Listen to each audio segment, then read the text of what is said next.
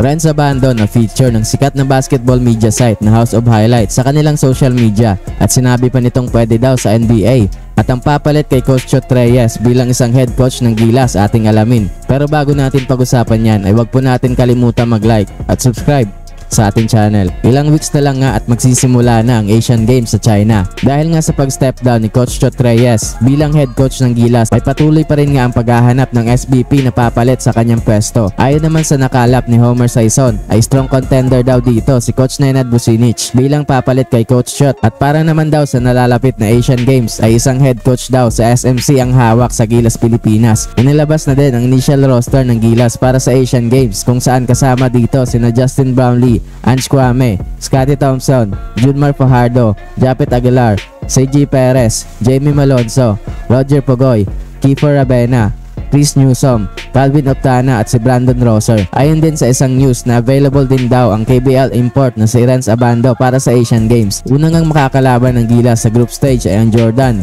Bahrain at ang Thailand. Magkakaroon daw ng announcement bukas ang SBP kung saan ipapakilala na nila ang magiging head coach ng Gilas sa Asian Games. Samantala Renz Abando na feature ng isang sikat na basketball media site na House of Highlights na mayroong 47 million followers sa Instagram kung saan sinabi pa nito sa caption na kailangan niya daw mabigyan kaagad ng NBA contract na manghanga sila sa mataas na vertical ni Renz sa kanyang height na 6'2". Naging crowd favorite nga si Renz sa Gilas Pilipinas ngayong World Cup kung saan pinakita nito na deserve niyang makasama sa roster ng Gilas at siya nga ang naging Mr. Energy guy ng Gilas at naging malaki din ang kanyang naging impact sa depensa at mga hustle plays. Pati nga ang NBA veteran na si Kyle Anderson at ang former NBA G League MVP na si Carlik Jones ay namangha sa galing ni Renz. Kaya naman ngayon ay deserve lahat ni Renz Abando ang kanyang mga natatanggap na papuri sa international media. At Jordan Clarkson nagpapasalamat sa kanyang mga Pinoy fans sa pagsuporta sa kanya at sa Gilas Pilipinas sa World Cup.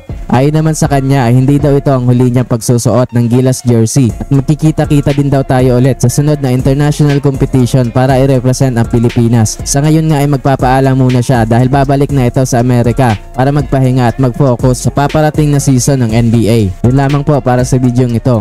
Huwag po nating kalimutang mag-like at subscribe sa ating channel.